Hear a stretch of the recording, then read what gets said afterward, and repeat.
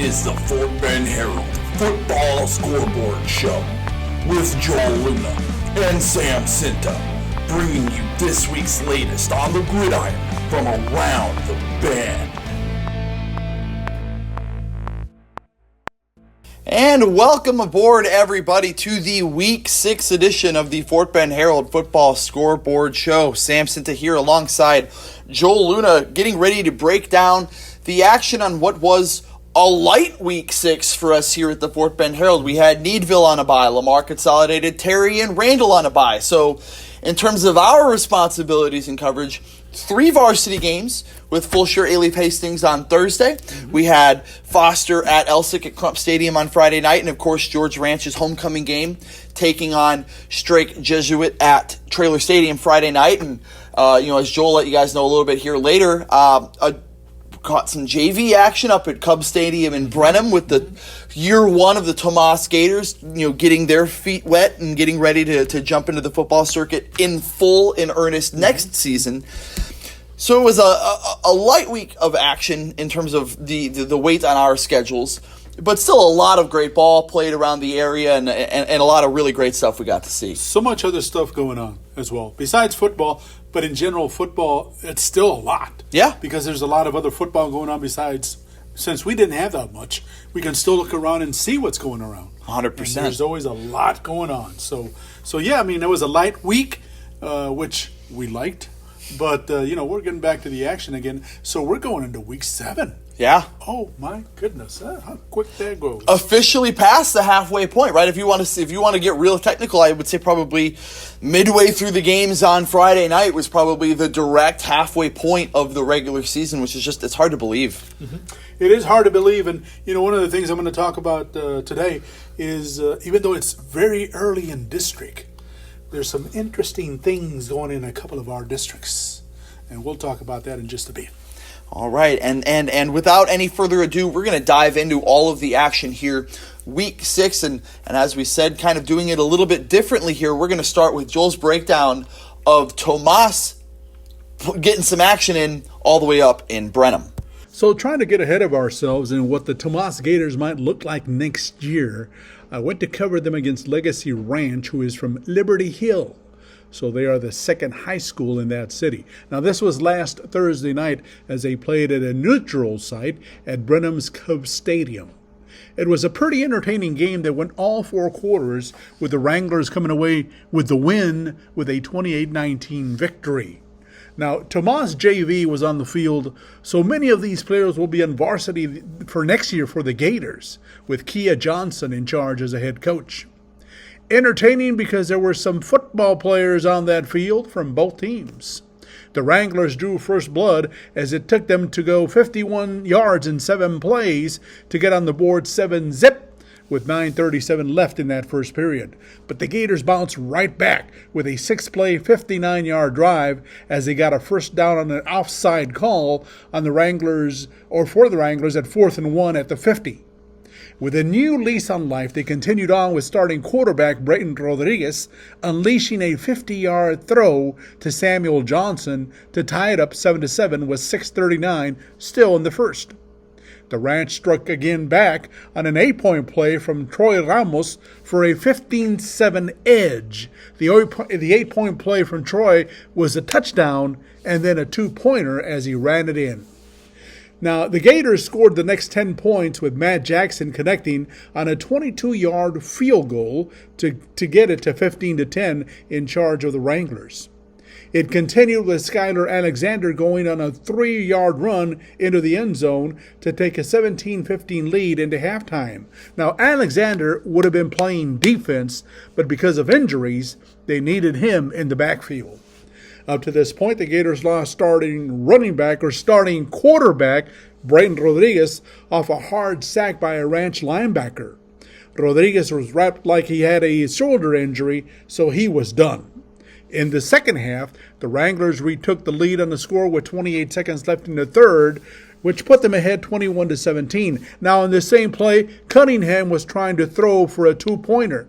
But instead, Braylon Shorter came up with the interception and scooted back 100 yards for a 2-point play, which made the score 21-19. Tomas had a hard time moving the ball without Rodriguez in the second half, managing only 32 yards of offense. Man. Legacy, on the other hand, 174 in the second half, with Cunningham finishing with 282 off a 20-35 and interception day. Wide receiver Reed Robertson got 9 of those catches for 105 yards. As I mentioned, the Gators have some players, and that defense will be something else if they keep playing the way they roughhoused Cunningham and that backfield with constant pressure. Defensive lineman Jordan Ozer, Olawasola Olanubi, and freshman Johan Budanov played quite a game for the Gators. Coach mentioned that they are going to try to build that team around that defensive line. This week, the Gators will get the taste of Guy K. Trader Stadium at 5:30 this Thursday as they face Fort Bend Ridgepoint JV. That should be a doozy. Looking to make your next real estate move but unsure where to start? The Ace Hernandez team at Manor Lane Southwest has you covered. The Ace Hernandez team is Fort Bend and Southwest Houston's real estate experts with 75 years of experience in guiding homeowners and home buyers alike.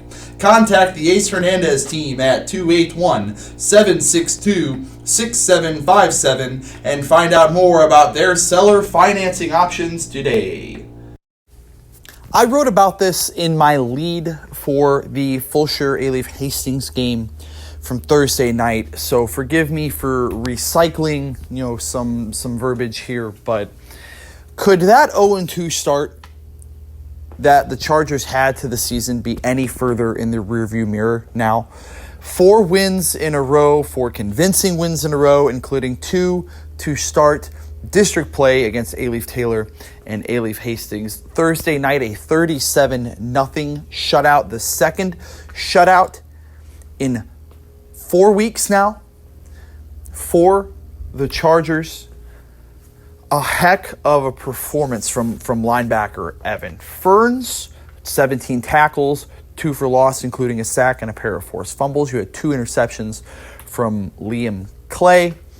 But you also had a pretty strong performance from Sean Patel, 305 passing yards, 3 scores. He did throw a pick on 21 of 35 throwing the ball. A little bit, perhaps, maybe of a slow start to this game. I had some folks reaching out, expecting this game to be a blowout. And I think when you look at the final score, you'll take a 37-0 win, but it was not the fastest start to the contest. 14-0 going into halftime. And when you talk to Coach Stephen Hill, he said, look, we're offensively, we're still a work in progress because that's who he is. He's an offensive guy. His teams are going to score a lot of points all the time. That's what the identity of a Stephen Hill offense is just a ton of points, doing different things, trying to get creative in the passing game and scheming guys into space, taking big shots. They're getting there. But he told his team at the break they wanted to preserve the shutout. They wanted to keep the Hastings Bears off of the scoreboard. They did a really good job in containing, quarterback Jarrell Lee. Didn't have 10 completions in the whole game. The passing game was non-existent. The running game was sparse. That's exactly what the Chargers wanted to see out of that contest. And as I said, talking to Coach Hill and knowing how much of a perfectionist he is on the offensive side of the ball, there's still a lot of work to be done. But he's excited about how far his group has come the first 6 weeks of the season. One thing that they were doing a good job of, and their coach even kind of told me, he was like, listen, we're trying to keep your offense on. Your offense is explosive. So we were trying to milk the clock and just get first downs. And so we got to do a better job of just getting off the field on third downs. They did a great job. You got to tip your hat to them. Their offensive line have a few guys that are next level players. So I thought they did a good job. Coached very well, and we came out. We talked at halftime. Our goal was to keep the 0 on the scoreboard. I said I wanted to focus on having all 3 phases of the game tonight, and I think we did that. We had a 70-yard field goal. 47 is what I had. 47-yard field goal. We executed on an onside kick. Our kicking game was great tonight. Our defense was obviously put a shutout, and our offense. We only turned the ball over. I think twice. We had an interception and then a fumble, but we're getting there. Yeah. So it's a work in progress. So. And of course, I mentioned Evan Ferns earlier in this breakdown of the game. Ferns, just a part of a dominant defensive effort. Couple forced fumbles, as I mentioned. Probably would have had a bigger game in the sack department if not for a flag as well. Just really impressive, impactful performance on a night that was full of them for the Chargers defense. Talking with Ferns, classic leadership. He deflected a lot of the credit to the teammates around him, the coaches making the right play calls, him just being in the right spot to make a play, being in the right mindset to make a play. He's excited that this team picked up another shutout, and he knows there's a lot more work to be done before this group can be crowned champions in District 26A. Tonight, I feel like we just came out with a competitive edge. I mean, at first they came out hot, and we were a little bit flat on the flatter side, but when we got a problem with feeling teams out right now, we need to come out and just go hard from the first whistle. But we picked it up pretty quickly, and at the end of the day, we pitched a shutout, and that's all that matters. So. When you make a big play, you're there in the backfield especially, what do you see? How does that kind of develop for you, and what goes through your mind as you kind of get through that hole? See gap, hit gap. You see the gap, you hit the gap, and you gotta go. There's no hesitating, no waiting around, no watching. That's how you get blocked. You hit that hole, you see it, you hit it, you're good. And I did have a chance to talk with Liam Clay after the game as well. I mean, it's not every day you get 2 interceptions in a game, and I would say it's even rarer when you get 2 interceptions in a game against an opponent that doesn't throw the ball a lot, like A-Leaf Hastings. Clay was opportunistic. There was a sequence in this game where he had a big hit for a pass breakup. They looked his way. They tried him defensively. The receiver elevated to make the catch. Good, clean body shot, knocked the ball out on the way down. Incomplete pass. On the very next play, they went right back at trying Liam Clay. He makes the catch for the interception. I think that series, perhaps more than any other in the entire game, set the tone that the Chargers weren't going to make anything easy on the Bears Thursday night. I think that Liam had some interesting things to say as well. Again, also not really taking credit himself, just saying, hey, I was in the right place at the right time, just happy to make a play. He made a couple big ones in the win. I'm just glad that I was put in the opportunity to go make a play on the ball, and I'm glad that I was able to do that. This is a Hastings team that runs the ball a lot. That's kind of their bread and butter. For you to be able to make 2 picks against this defense, what does that say about your mentality to kind of be ready anytime the ball's anywhere near you? Yes, sir. Well, especially as a defensive back, you always you're the pass guy, so you want to make sure you got your passing down. And with the team who runs the ball, you got to be ready for the quick passes and the pop passes to try and catch you off guard. You just got to be ready. In need of professional care with a personal touch? Physical Therapy Care and Aquatic Rehab of Fort Bend can get you back to work, life, and play free from pain.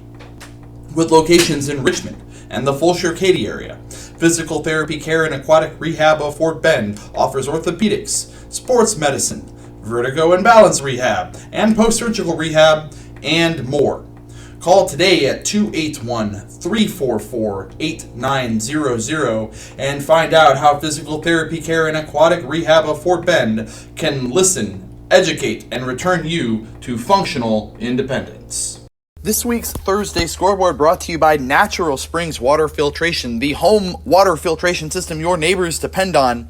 Call now for a free in-home consultation with available warranties and special discounts. Call 281-277-3232 or visit them at naturalspringswaterfiltration.com. Customized water filtration, one system that fits all your water needs. Natural Springs Water Filtration. Our business is improving your water. And it was, for us here at the Herald, a lighter week, and also just kind of around the area, not quite as many games on Thursday and on Saturday, but some big games certainly in Fort Bend ISD and Katy ISD around the area on Thursday. Ridge Point stays unbeaten with a big 62-14 win over Fort Bend. Bush, Travis, and Elkins, a game probably many see as a second place game in that district behind Ridge Point. It's the Tigers beating the Knights 47-28 up in Katy ISD. A big upset as Cinco Ranch gets a last-second field goal and beats Katy Jordan 24-21, while Seven Lakes wins a pretty high-scoring game against Katy Taylor 34-27. Man, it turned out to be a tough night for the George Ranch Longhorns against Straight Jesuit on homecoming night at Guy K. Traylor Memorial Stadium on Friday night. The Longhorns gave up 42 points and weren't able to get on the scoreboard in 48 minutes. It was that tough of a night. Still, the Ranch did about everything to give themselves an opportunity to get close to the end zone and get some points on the board, but just weren't able to break through. Facing a talent like Johnny A. Bear, the 5'10", 185-pound tailback for the Crusaders, who is committed to play at UH next season, was a load. Give it more. It was more than a load.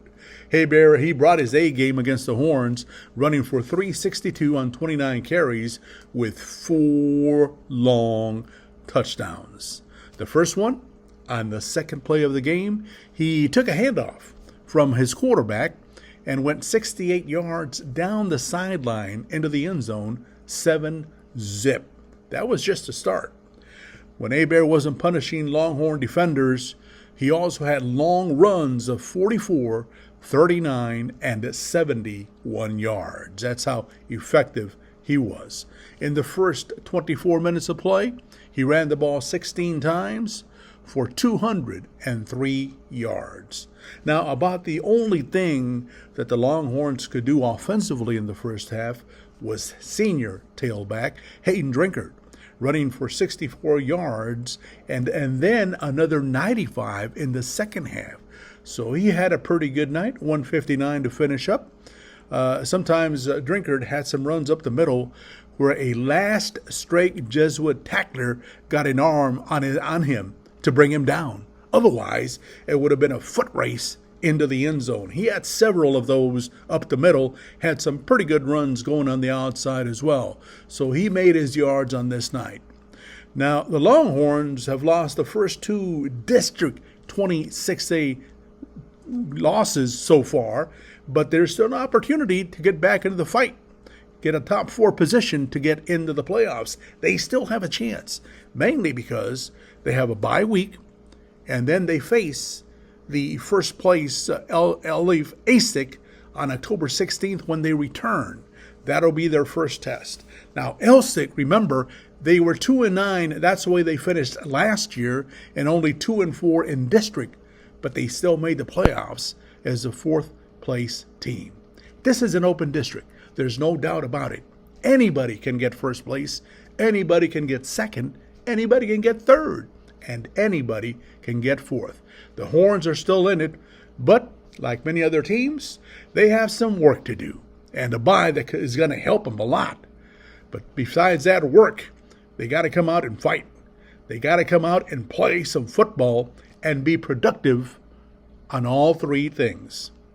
Now, George Ranch gets his first try against those Rams from Elsick on October 16th. It'll be a road game, which could be a good thing for the Horns. Hey, those Horns can get in. And if they do, they'll. And Friday night, I made the drive out to Crump Stadium in Houston. Of course, the home of A-Leaf ISD, and a tough matchup for the Foster Falcon defense in the Elsick Rams, led by quarterback Caden Mendenhall. Mendenhall, some of you may remember, one of the lone bright spots offensively for an Elsick team that made the playoffs last season, breaking a decade-long playoff drought in the process. Of course, they only won 2 games, but they won them when they mattered and were able to get into the postseason. This year's Elsick team has already won 2 games now after a 50-42 win over Foster Friday night. And boy, oh boy, was Caden Mendenhall an absolutely massive reason for the win. Mendenhall went ballistic. Absolutely nuclear. Huge, huge, huge win. 463 total yards of offense, 7 touchdowns against just 1 turnover. Yeah, that's pretty good. Of those yards, 325 came through the air, an additional 138 and a score on the ground across 18 carries. He was a menace all night long for the Falcons. They were getting good push up front. I don't think they were quite as dominant up front as the Falcons were hoping that they would be going into the game. But they flushed him out of the pocket, made him move, made him throw off platform. But unfortunately, for the Falcons, that did not seem to bother Mendenhall too much. Sam Komakesh, 5 catches, 214 yards, and 4 scores. He seemed to, only the 5 catches, but of course with 4 of them going for a score, he was somebody that Mendenhall could rely on to be open as he extended the play with his feet. He got open in space, made the catch, and more often than not, as you saw, found his way into the end zone. I think what's important to talk about in the framing of this game, we get lost in the fact that perhaps this is a surprising loss for the Falcons. This is a game that Foster wanted to win and probably really, really, really could have needed to win in terms of the postseason picture. But this was a 20-0 game at one point in the first half. And Foster was looking lifeless offensively. They made just a head-scratching mistake on special teams. Lost a fumble, a muff, I suppose you could call it, on the punt. Coach Hank said he thinks that his player thought the ball hit him, which is why he had to jump on it. From my vantage point, you just had a player running in from out of the screen that jumped on a bouncing ball instead of just letting it go and taking over where it lay. Instead, he jumped on the ball, did not recover the ball, and it was recovered by the Rams at the Foster 9-yard line, which immediately led to a 9-yard touchdown run for Mendenhall. But at that point, it was 20-0, and you think, oh, this is going to get ugly, and this is going to get ugly fast. And instead, Foster scores 27 of the next 37 points in the game. They pulled to within 30-27 at halftime. They scored they scored again, traded some scores early. It was 37-34 there in the second half. The Falcons had chances. They just couldn't string together enough stops in a row to get Mendenhall off the field, to keep the defense off the field, and to get some points. I thought Cannon Wolf looked good. He went over 300 yards against the turnover, had some touchdown passes as well. I thought the ground game, Jordan Williams and Byron Fantroy, both over 120 yards. Fantroy scored twice, including a 53-yard run across the middle. That was, you don't really see a lot of breakaway speed for him, but he had plenty of get going down the field. So I think if you're Foster, you're encouraged that the last couple of weeks you've finally gotten the offense going. I think you found something in Wolf. You found something in Williams. You like the way that you moved the ball. The offense stalled a little bit there in the second half, and that allowed Elsick to stretch the lead to the point where that last second touchdown that Foster scored to pull within 8 didn't matter as it came on the final play of the game. You can be encouraged that the offense is figuring things out, while also at the same time perhaps maybe being a little frustrated at the defense, which I think most people, myself included, were pointing to as a key reason why the Falcons could get back into the playoffs this season. Now, this race isn't over, and the Falcons owning a win over George Ranch is big. We mentioned this a little bit later in the podcast, but Foster can't really afford to drop a contest to Hastings or drop a contest to A-Leaf Taylor the remaining part of the schedule. They still obviously have to play Fulshear this Saturday in a big rivalry game. They're going to have to play John Hebert and the Straight Jesuit Crusaders as well. But if you can find a way to avoid disaster against the bottom half of the district, you should still be able to get yourself into the postseason. Coach Shane Hanks is not panicking. He knows just as well as anybody that there's plenty of time left. But the defense is going to have to figure out how to get off the field a little bit more than they did Friday night. Yeah, but plenty of time. So, I mean, Fulshear will be, they're different now. Different offense and different defense with new coaching change. The rivalry game was got to put this back behind us and go to work. But, the district's still wide open. Was I expecting to be, 1-1 tonight? No, I was expecting to be 2-0, of course, like everybody was. But yeah, it's still wide open. And even our seeding, we're in the Division II side of the bracket. Elsing's a Division I team, so we're still fine. We're still fine. So we just need to right the ship, have a great week of work, and go beat Fulshear. Friday's scoreboard brought to you by Bullock Creek Bar and Grill, the Mesquite Grill at Bullock Creek. Good for good game day taste and good times at 918 San Jacinto Street. Find out why they are recipients 13 years now of the Best in Fort Bend County stamp. One of the best chicken fried steaks, hamburgers, lunch steaks, happy hour, and pub, all available at Bullock Creek Bar and Grill. A little busier, as I said, on Friday than we had on Thursday and on Saturday. Here's some of the scores from around the area. Fort Bend Austin picks up a win, 33-28 over the Clements Rangers, while Hightower, high-powered win, 61-7 over the Dulles Vikings. Up at Katy, Tompkins knocked off Maid Creek 31-22. While Katy Pato beats Morton Ranch 60-37. Brookshire Royal picks up a 19-13 win over the Sweeney Bulldogs, while Lamarck, the Cougars, beating Wharton 36-6. Hitchcock with a 46-0 win over Katy Freeman, while East Bernard beats Rice Consolidated 49-28, and Brazos with a big 49-22 win over the Leopards of Van Vleck. So the numbers I was mentioning earlier was that these are district numbers. These are District 22-5A with Randall, Texas City, Santa Fe. They're 2-0 right now. They're tied. They're at the top of the heap. But you and I know how this district is going to finish. We do know. And Randall has one big test remaining, and that's against Texas City on Friday night. So we're going to keep an eye on that one, and maybe you might be at that one. We don't know yet that you might be at that one. But either way, the rest are Iowa Colony and Terry. They're 1-1.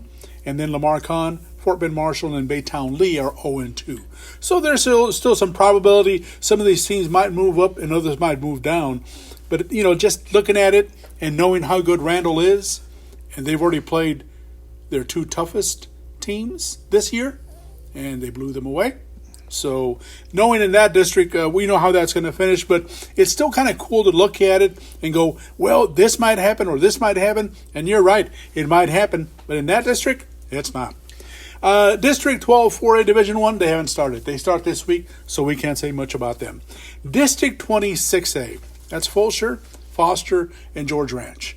This district has Fulshear and Elsick at 2-0 currently, okay? They're on top of the heap. I didn't expect that. Did you? No, so Elsick is an interesting case, right? I think the beginning of the schedule, you're playing a Hastings team that's struggled offensively. You expect maybe, the dynamic play of Caden Mendenhall, we talked about that a little bit earlier in the show, was a key for them in that game. But they're another team, much like Foster was, coming into district play at 0-4, had not scored a lot, and then what I think was a really surprising win over Foster Friday night. They put up 50 points. Mendenhall goes for well over 400 yards and 7 total touchdowns. They are, I would say, a pleasant surprise in this district for sure. They were a playoff team, of course, a year ago. Now with the win over Foster, some would say a surprising win over Foster, really is going to give them that inside track to another playoff spot. Dare I say, as they only won 2 games a season ago and still made the playoffs, may have already locked that playoff spot up in earnest, having beaten the Falcons. So certainly a lot of play to go, but I would say a concerning loss for Foster in that defense. The defense was really supposed to be the strength of that team, giving up 50 points this past week. And George Ranch not able to get footing. I know Strake Jesuit's a tough opponent. I know Foster is a rivalry game. hoping to see more from the Longhorns in the first 2 weeks of district play if they were going to make a push for one of those top 4 spots. We think about what's going to happen during a certain game. Yeah. We think about it. This is going to happen because that's the way they look. But it hasn't happened that way this year. It's been a little bit opposite to some of the things that we think what might happen, but it doesn't. Oh, incidentally, A-Leaf Elsick, they face Strake Jesuit this week. And we'll say you got to see them, kind of up close and personal on Friday night. I think, John Hebert in the Crusaders ground game is a lot different of an animal than, I think, a much improved Foster offense the last couple of weeks. Mm-hmm. But still, you've got somebody that's going to be running for 300, 400 yards on the ground. Even though that's who's going to be getting the ball all of the time, that's a big challenge and a good opportunity for the Rams to see just how far they've come. I felt like I was watching a tennis game when Johnny Hebert runs like this, like this, like this, left and right, or right and left, depending which way he's going. Because he is going. This guy, he runs. Man, I'm surprised he wasn't drafted by the NFL yet.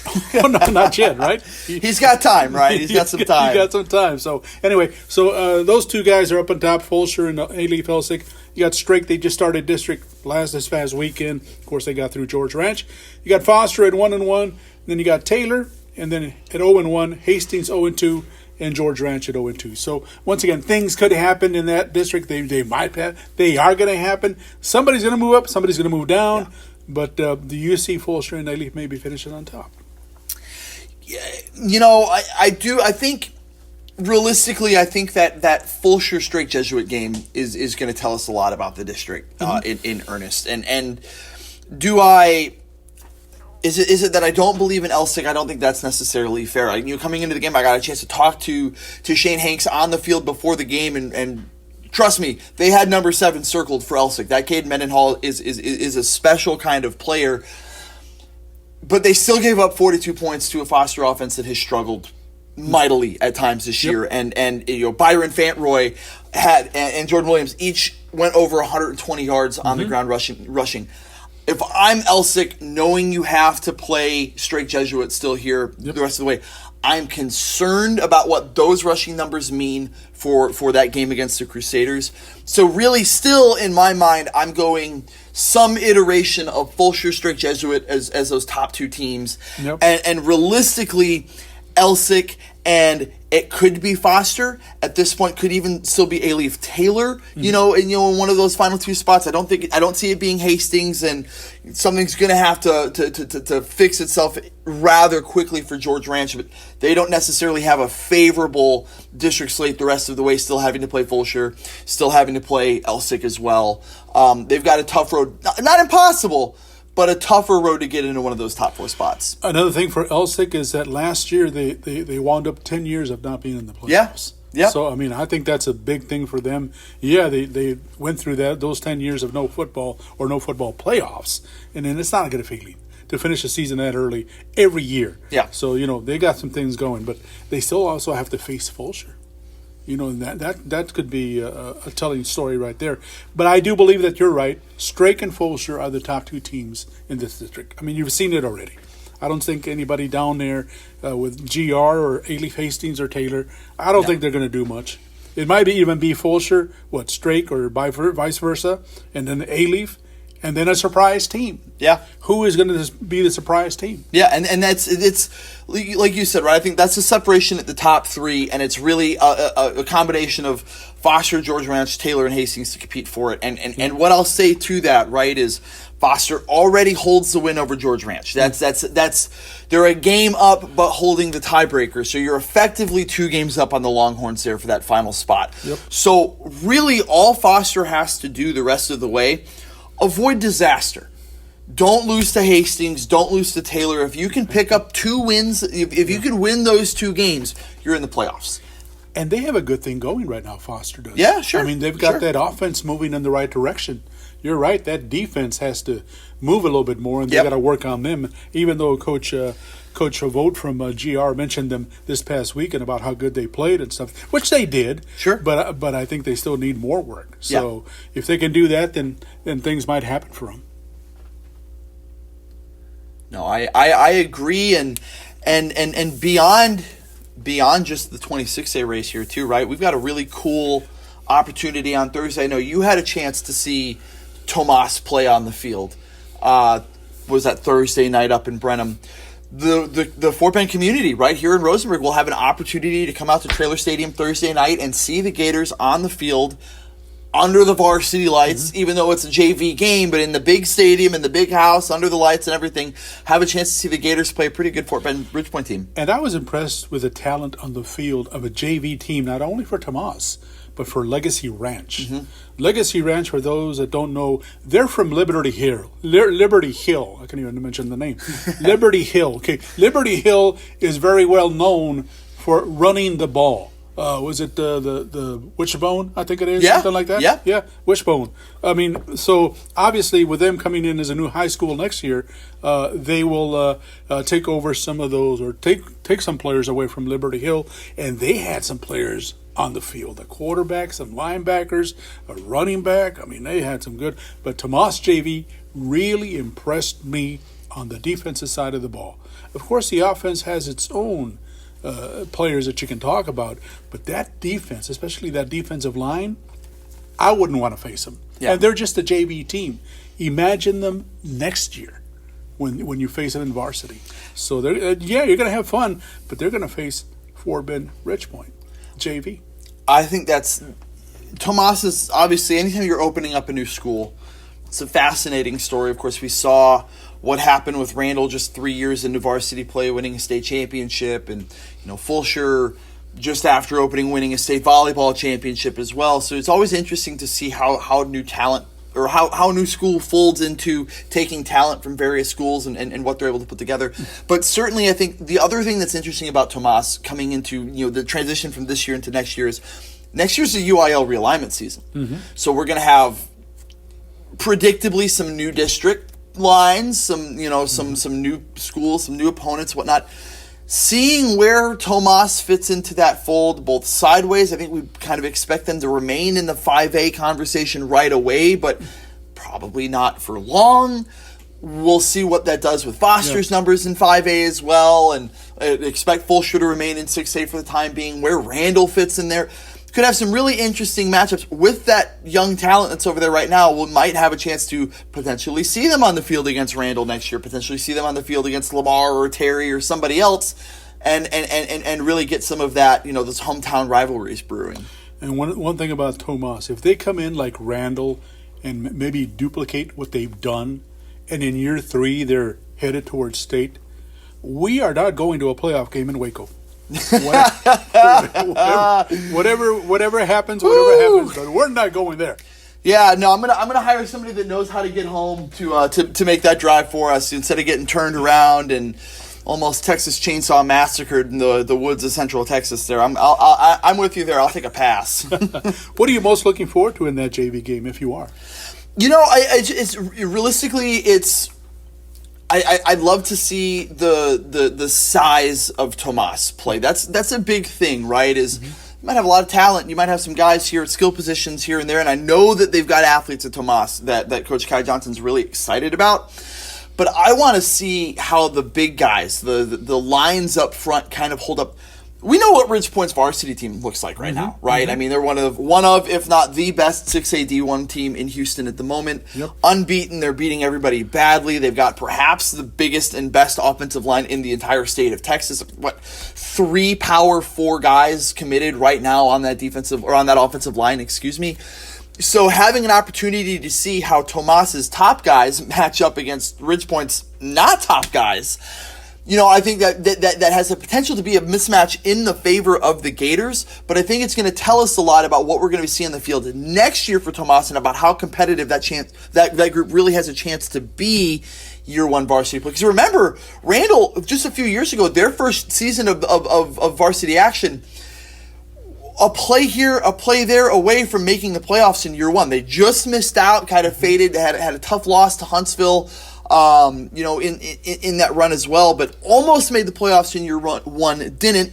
Almost made a run in year 2, but didn't, and then of course finished the job in year 3. So I think seeing how well the intangibles for Tomas, being the size, stuff you can't teach, how big the guys are and how well those big guys play is going to be the most telling thing about what kind of success we can expect from the Gators next year. And I think that the thing I like about Tomas is that they still have another training camp to go through. Yeah. Another off season to grow, another training camp, possibly spring football. I'm not sure. And then, of course, the summer. And a training camp where you're not going in blind. Yep. It's a training camp where you have seen these guys in live action, and you know what that looks like. So, it can be different if you're going into year one playing varsity ball, right? And you've got to, oh man, I don't know. I have to take what we've seen from these guys maybe at previous school, and kind of use that to evaluate your team. But Coach Johnson has the unique opportunity of kind of, hey, I can pull some different strings, take some different chances, see what we might have in different spots, and then come in with a great idea of what his team might look like next year into varsity year number 1. And I'm going to start eating Wheaties tomorrow. You know why? Because next year we're going to have 7 LCISD schools to cover. Yeah. 7. Yeah. Plus another one, Needville, 8. So 8 teams, Wheaties all the way. Dinner, breakfast, lunch, and dine. Our wives are going to have to get used to not seeing us on Saturdays, I think, because we're gonna be real busy. Yep, we are. Hey, speaking of the schedule this week, which is not going to be light, it'll be pretty interesting. We got Lamar Kahn headed to Fort Bend Marshall. They'll be playing at Kenneth Hall at 7 o'clock on Thursday. I still don't know. I'm trying to find out if that quarterback is still back. For Fort Bend Marshall. Yeah, the A&M commit. It's a big loss for the Buffs and a big reason why they're 0-2 to start district play. One thing I did ask was Coach Lane, since I saw him at the cross-country district meet, was did you see or have you seen the quarterback back yet? And he said he didn't see him on film, so that might mean something. I don't know. I'm not sure. Yeah, something to watch. Friday night, where you might be, Randall at Texas City. That's a big game at Stingray Stadium at 7 o'clock. Baytown Lee will be coming to Terry at Guy K. Traylor Stadium, and that'll be a key game. That's a key game right there in that district. Of course, Needville is getting into district. They're headed to Navasota, and you might be at Navasota. Is it Rattler Stadium? Yeah, it's Rattler Stadium. Yep. I'll either be at Needville for that game, if we can get a little bit of coverage for that Randall, Texas City game. We got some great friends out in Galveston that do a great job, and if we can line that up, I'll be making the drive up to Navasota, and if we can't, I'll be making the drive out to Stingery Stadium. So either way, a little bit outside of the immediate area, but still 2 good games nonetheless. We do favors around here, so you scratch my back, I'll scratch yours, or vice versa. Yep, 100%. Yeah. So George Ranch is off for the week, and then on Saturday afternoon, Fulshear at Foster at Traylor Stadium. It's the war for the West Park. Now, since they started playing this series, it hasn't been a war. Yeah. It's been Fulshear all the way, all 3 games. It has been, and I think if you watch the tape from either of the previous 3 games, and I'll save you guys the Googling, none of those scores have been close.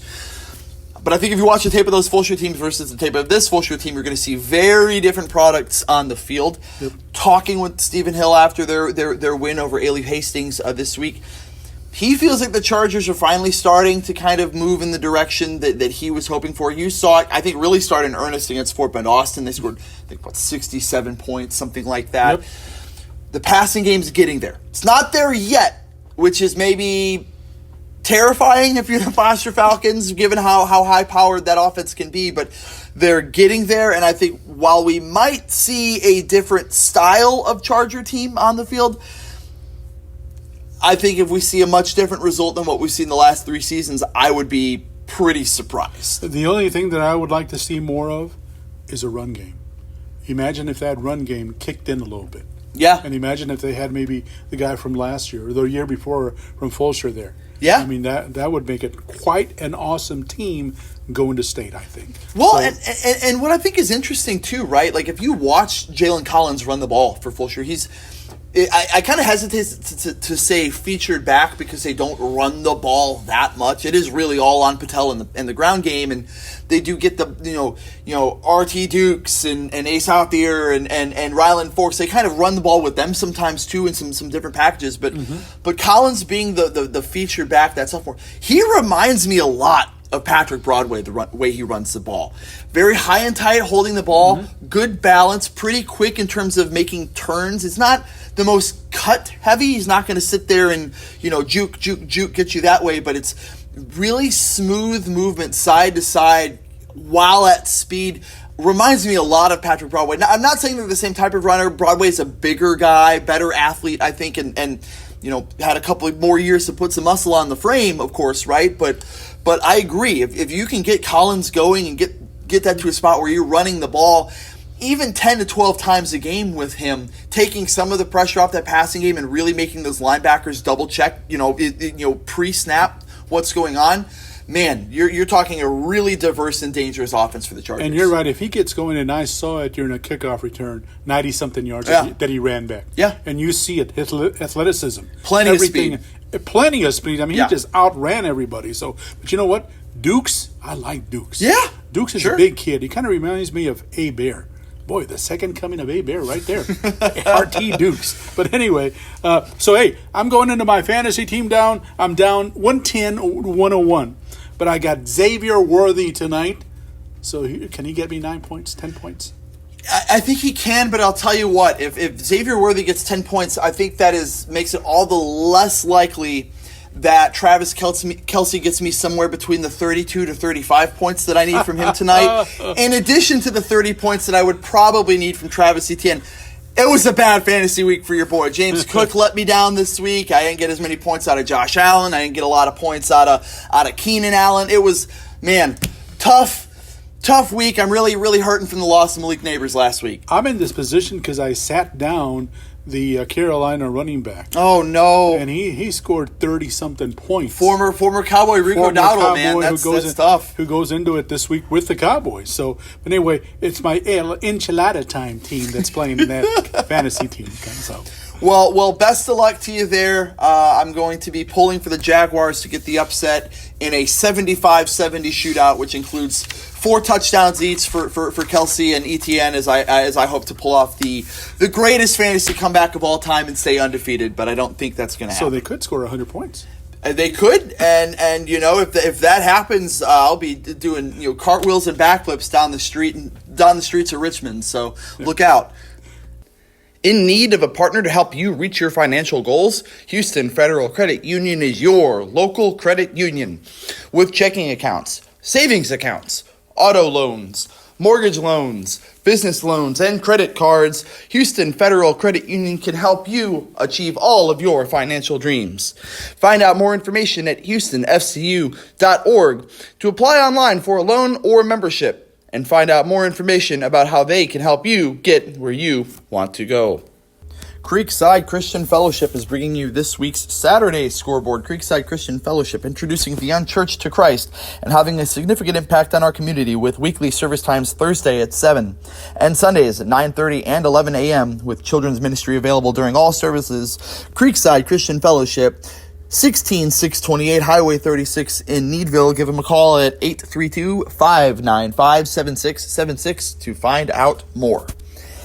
And a little lighter, again, action-wise on Saturday. No games at Trailer, no games in Needville. So just a couple games from the Houston area for you here. Cypress Springs, that was a highlight game against Bridgeland. And boy, did it live up to the billing. 49-48 win for Cypress Springs over Bridgeland. Also in the area, Langham Creek beat Cypress Woods 28-19, while Houston Lamar beat Houston Wisdom 68-12. Magnolia picked up a 31-24 win against Klein Cain, while Houston Sterling beat Austin 30-6, and Worthing with a convincing win over Northside 57-7. Our Week 6 Player of the Week is brought to you by Dr. Kyle D. McRae and Dr. Mary George, your home for dentistry. Dr. McRae has been creating healthy and beautiful smiles in the Richmond-Rosenberg area since 1994. Dr. McRae and Dr. George are both graduates and are current professors at the Herman Hospital-based General Practice Residency Program for UTDS Houston. Their goal is to work with each patient to produce the best possible outcome based on that patient's individual needs and desires. From checkups to braces, we want to be your home for dentistry. Visit us at mcraedds.com to learn more about the office, outstanding team, and services. Call them at 281-342-2121. Dr. Kyle McRae and Dr. Mary George. And for Week 6, of course, we only had 3 varsity games taking place, a couple tough losses for George Ranch and for Foster, but one player that, as I'm watching tape from the weekend and going back over my notes and reading my stories here, one player really jumped out to me, senior linebacker Evan Ferns for the Fulshear Chargers. Of course, it's the second shutout for Fulshear here in the first 6 weeks of the season. They blanked Fort Bend Austin a couple weeks ago, 67-0, and a 37-0 win here in district play for the Chargers. What a day for Ferns. 17 total tackles, 2 of those for loss, including a sack. He also knocked 2 fumbles loose in the game. Really impactful. He also had a sack that was wiped off the board because of an unnecessary roughness call that, boy, I mean, I guess you're happy that they're calling the game more safely at the high school level, but I think you watch that game on a Saturday or on a Sunday, and I don't know if there's any flag being thrown for the hit. Ferns was spectacular. He was special. I think really the Charger defense as a whole was very good. Liam Clay had 2 picks as well in that game. I think you could go as well there, but given how often Hastings turned to the ground game, I thought that's where Ferns really shined in blowing up run fits and getting into the backfield, knocking the ball loose. So my player of the week for us here in week 6 is that senior linebacker Evan Ferns for the Chargers. Was he the home king as well? No? He was not. No, actually, they went a different direction without it being a football player for the Chargers. So now you know why he had a good night. Yeah, because he didn't get that crown. He was motivated, wanted to show everybody, wanted to show everybody up. So there were some Chargers up in the running, but I think they'll probably take the homecoming win over maybe seeing one of their guys wearing the crown, at halftime. That's for sure, because it kind of goes around to everybody. But talk about a kid staying busy during a football game. Yeah. He didn't have much of a break. Did he take any water breaks? Because I don't think he did. I mean, he was busy. He was all over the place, you might say. Yeah. And I mean, a linebacker, he's playing in a position where he needs to be all over the place. Some of the stuff that you guys might not see that goes into all of this is we're sitting here, we come in on Mondays, and I guess really for Fulshear, we come in on Friday morning to put the paper out. We have whatever photos that are taken and that are usable and that we can choose to pick from, and we have a great photographer, Rhonda Termina, that does an awesome job shooting games for us. And the game that she was at for us this week was that homecoming win for Fulshear over Hastings on Thursday, and she shot a good variety of photos for us. But if you're going through that gallery of photos to choose from, I would probably say at least a third of them are number 3 Evan Ferns for the Chargers. That's how impactful he was in the game. He was everywhere. He was making plays all of the time. Mm-hmm. Makes it really easy to photograph somebody when he's always up celebrating, making a big play. And I think that was an easy choice for us here in a otherwise slow week on the football schedule for us. It's funny that you mentioned he's number 3 because he was a player that when they played A-Leaf Taylor, he was a player that was trying to hand the hand over to shake Taylor's hand all 3 or 4 times, and he was refused all 3 or 4 times. He wasn't doing it on purpose. He was doing it because that's what you're supposed to do. Sure. But, of course, Taylor didn't want to shake hands, and they didn't. But, besides also doing the handshake, he plays very good defense. He plays very good defense. Was very proud of the whole performance for the whole of the unit, and had some interesting things to say after the game. And as we featured that a little bit earlier in the show. But as I said, Week 6 Player of the Week for us here at the Fort Bend Herald is going to be Evan Ferns, the senior linebacker from Fulshear. So that is a wrap now for Week 6. We turn our attention to Week 7. As you said it earlier here in the show, It's not going to be quite as light for us the rest of the way. That was going to be the easiest week that we have schedule-wise in terms of having so many teams on a bye all at once. And now we kind of get into the second half of the season, and we get to be a little refreshed as we get into that home stretch and that playoff push. So quick for football. It is so quick. But for us, the interesting things that have been going on still continue for us. The district runs now, that we can say that. And, of course, Needville gets into it this weekend. So, hey, that'll be good to talk about as well. But, there's just so many good storylines going on around here that we can just keep adding to it. Yeah, 100%. So, one more time here for Joe Luna, I'm Sam Cinta for the Week 6 Fort Bend Herald Spotlight Show. Please stay tuned for Week 7. We're going to bring you even more action here next week. We're excited to get all of the scores, all of the great performances that we see on the field as we get more teams back in action, we get deeper into the playoff race, and as you said, get those storylines to develop even further, get a clearer picture of what we're going to be looking for here in the playoffs. So thank you for tuning in here to the Scoreboard Show. Please be sure to like, comment, and subscribe if you like what we had to say. We would love to hear from you as what you think the Week 7 action might shake out to be, and let us know who you think is going to be those extra playoff spots in 26A and beyond. We'd love to know, and we will pick back up with you guys next week and bring you all the action from Week 7.